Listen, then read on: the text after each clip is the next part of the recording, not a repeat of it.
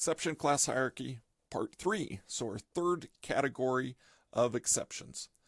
And so we've seen the first category were errors, those that descend from the error class. The second category were those that descended from runtime exception class. And the third category is exceptions that descend from throwable exception and anywhere else in that hierarchy. These are all referred to as checked exceptions. And basically, any exceptions, any instances of classes that descend directly from throwable exception and farther down that hierarchy that are not descended from error runtime exception, these are all checked exceptions.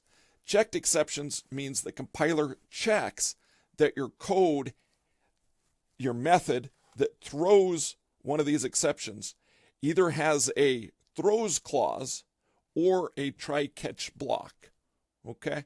A try block to handle it. So the compiler checks that any code that throws a checked exception has one of those two things, a throws clause or a try block, and we'll see what those are to catch the exceptions. Some examples of checked exceptions. So checked exceptions being those that the compiler is requiring we have a throws clause or try block. Some examples are I/O exceptions, file not found exceptions, socket exceptions. And so in the next chapter we're gonna see the file I/O exceptions.